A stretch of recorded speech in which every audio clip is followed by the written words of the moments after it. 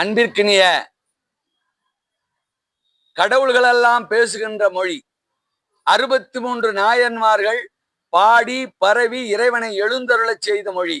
12 ஆழ்வார்கள் திருமாலை, பெருமாளை, மாயோனை, நெடியோனை பத்தியில் ஆழ்ந்து முழுமையாக அவரை திரு அவதாரம் எடுக்கச் செய்த மொழி. ஆண்டாள் திருப்பாவையிலே இருந்து முழுமையாக பட்டினத்தார், ராமலிங்க அடிகளார், அருணகிரிநாதர், தாயுமான சுவாமிகள், இப்படி எண்ணற்ற சித்தர்கள் எல்லோருமே தமிழ் மொழியிலே இறைவனை எழுந்தருள செய்திருக்கிறார்கள் என்பதற்கு சான்றே இருக்கின்றது. ரொம்ப எளிமையா சொல்றேன் கேளுங்க. அறிவுச்செல்வி அவ்வை, அறிவுச்செல்வியான அவ்வை சொல்றாங்க, பாலும் தெளிதேனும் பாகும் பருப்பும் இவை நாளும் கலந்துனக்கு நான் தருவேன், கோலம் செய் துங்க கரிமுகத்து தூமணியே நீ எனக்கு சங்க தமிழ் மூன்றும் தான் கேட்கிறாங்க. எனக்கு கைலாயத்துல இடங்குடு, பிள்ளையாரே உன் திருவடியில இடங்குடு, முழுமையா இருக்கின்ற முருகப்பெருமானே உன் திருவடியில இடங்குடு, எனக்கு அங்க இடங்குடு இங்க இடங்குடுன்னு கேட்கல. அவங்க கேட்டதெல்லாம் என்ன கேட்கிறாங்க? சங்க தமிழ் மூன்றும் தா என்று கேட்கிறார்கள். என் அன்பிற்கினியவளே, பெருமாளை வழிபட்ட ஆழ்வார்களிலே முதல் 3 ஆழ்வார்கள் பூதத்தாழ்வார், பேயாழ்வார், பொய்கை ஆழ்வார். அவர்களெல்லாம் எப்படி இறைவனை பாடுகிறார்கள்? யானே தவம் செய்தேன் ஏழ்பிறப்பும் எப்பொழுதும், யானே தவமுடையேன் எம்பெருமான் பெருந்தமிழன் நல்லேன் பெரிது என்று பெருமாளை பெருந்தமிழன் என்று போற்றுகிறார்கள், பெருந்தமிழன் என்று போற்றுகிறார்கள். என் அன்பிற்கினியவர்களே, தமிழால் தான் இறைவனே எழுந்தருள முடியும் என்பதற்கு சான்றுகள் நம்முடைய இலக்கிய சான்றுகளும் நம்முடைய பக்தி இலக்கிய சான்றுகளும் ஏராளமாக இருக்கின்றன. காகபுசுண்டர் என்ற சித்தர், காகபுசுண்டர் என்ற சித்தர் மிக தெளிவாக விளக்குகிறார். பாரடா வாணியின்தான் இருந்த வீடு, பாலகனே சொல்கின்றேன் பண்பாய் கேளாய், ஆரடா அண்ணாக்கின் கொடியினூடே அண்டத்தை பற்றியடா விழுது போல, நேரடா அது வழியே அருள்தான் பாய்ந்திட விண்ணுலகம் வேண தமிழ் சொல்லுவாளே. நல்லா கேட்டுங்க. விண்ணுலகில் நீ வேண்டினால், காகபுசுண்டர் சொல்றார், தமிழ் சொல்லுவாளே, உனக்கு முத்தி தருவாளே, பத்தி தருவாளே, நீ கைலாயத்தில் இடம் பெறுவாயே என்று சொல்லவில்லை. முழுமையாக அக வழிபாடாக இருந்தாலும் சரி, புற வழிபாடாக இருந்தாலும் சரி, நம் தாய்மொழிதான் நமக்கு இறைவனோடு இரண்டர இணைக்கச் செய்கின்ற இணைப்பு மொழி. அன்பிற்கினியவர்களே, மிக அழகாக என்னை இறைவன் படைத்தனன் நன்றாக தமிழ் செய்யுமாறே, இப்படி ஏராளம் திருமூலர் சொல்றார். இப்படி ஏராளமாக நம்முடைய முன்னோர்கள் வாரி வாரி வாரி வாரி வழங்கி கொண்டே இருக்கிறார்கள். அன்பிற்கினியவர்களே, இந்த நூல் அத்தனூர் அம்மனுடைய குடமுழுக்கு நூலாக நாங்கள் வெளியிட்டிருக்கிறோம். இந்த நூலிலே முழுமையாக தமிழ் மொழியினுடைய சிறப்பு என்ன என்பதை நாம் புதிதாக சொல்ல வேண்டாம். தமிழுக்கு யாரும் புகழ் சேர்க்க வேண்டியதில்லை. கல் தோன்றி மண் தோன்றா காலத்து வாளோடு முன் தோன்றிய மூத்த தமிழ்குடி அவர்கள் வழங்கிய சாத்திரங்களும் சம்பிரதாயங்களும் வேதங்களும் வழிபாட்டு முறைகளும் ஏராளம் ஏராளம் ஏராளம். அன்பிற்கினிய தமிழர்களே, இந்துக்களே, நீங்கள் அனைவருமே நம்முடைய தாய்மொழியிலே நம் கடவுள்களை வழிபட வேண்டும்.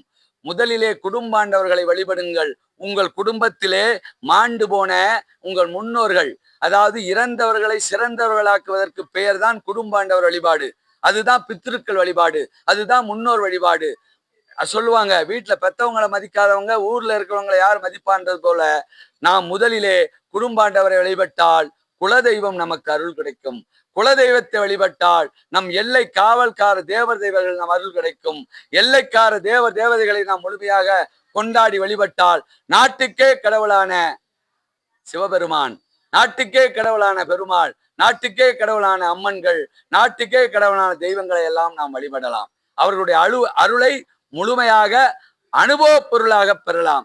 அன்பிற்கினியவர்களே, உங்கள் அனைவருக்கும் என்னுடைய இந்த குடமுழுக்கின் சார்பாக மனமாற வாழ்த்துக்களையும் வணக்கங்களையும் தெரிவித்துக் கொள்கிறோம்.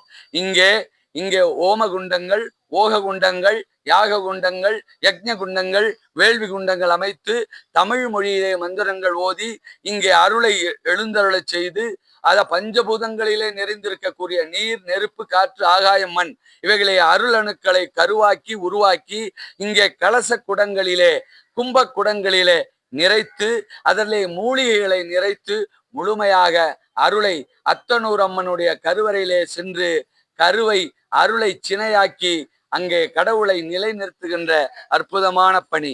இந்த குடமுழுக்கு 3 ஆண்டுகளுக்கு ஒரு முறை செய்ய வேண்டும், 5 ஆண்டுகளுக்கு ஒரு முறை செய்ய வேண்டும், 7 ஆண்டுகளுக்கு ஒரு முறை செய்ய வேண்டும், 9 ஆண்டுகளுக்கு ஒரு முறை செய்ய வேண்டும், 12 ஆண்டுகளுக்கு ஒரு முறை செய்ய வேண்டும்.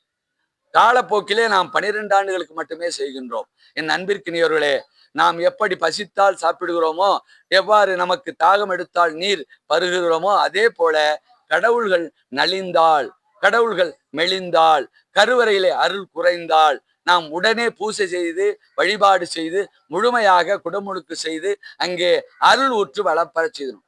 இப்போ இப்போ கிணறு வெட்ட வெட்ட வெட்ட தண்ணி ஆழமா போய்கிட்டே இருக்கு. அதே போல கருவறைகளிலே போனோம்னா கடவுளுடைய அருள் ஆழமா போய்கிட்டே இருக்கு. ஏன்னா மனிதர்கள் மனிதர்களாக இல்லாமல் இருக்கிறார்கள். நாம் எல்லோரும் உருவத்தால் மனிதர்களாக இருக்கிறோம். உள்ளத்தால் மனிதர்களாக மாற வேண்டும் என்றால் நமக்கு முழுமையாக ஒரு வாழ்வியல் தத்துவம் தேவை. தனி மனித வாழ்வு சிறக்க வேண்டும், குடும்ப வாழ்வு சிறக்க வேண்டும், சமுதாய வாழ்வு சமத்துவமாக இருக்க வேண்டும், அரசியல் வாழ்வில் நீதி வேண்டும். இவைகளெல்லாம் இருந்தால்தான் அருளாட்சி. இப்போ எல்லாமே பொருளாட்சி. பணம் இருந்தா வாழ்க்கைன்னு இருக்கு. அதெல்லாம் வாழ்க்கை. அருளும் பொருளும் தேவை என்பதற்காகத்தான் நாங்கள் இந்து வேதத்தை 12வது ஞானாச்சாரியார், அரச யோகி கரூரார், எல்லாம் வல்ல சித்தர், 11 சித்தர் மடத்தின் பீடத்தின் பீடாதிபதி மடாதிபதி ஐயா அவர்கள் வழங்கிய இந்து வேதம், இருக்கு வேதம், அசுர வேதம், சாம வேதம், இந்த வாழ்வியல் தத்துவம், இதெல்லாம் என்னன்னா நாங்கெல்லாம் இதை படிச்சுக்கிட்டு இருக்க முடியுமா என்று எல்லா மக்களும் எளிமையாக கேட்கலாம். ரொம்ப எளிமையாக சொல்றோம். இந்த இந்த வேதம் வேற ஒன்றும் சொல்லல. நீ எப்படி சாப்பிடணும், நீ எப்படி தூங்கணும், நீ எப்படி உடை உடுத்தணும், நீ உன்னுடைய முன்னோர்களை உன் குடும்பாண்டவர்களை எப்படி வழிபடணும், நீ எப்படியெல்லாம் உன் வாழ்க்கையை வளமாக்கி கொள்ளலாம் என்று வாழ்வியல் தத்துவத்தை சொல்வதுதான்.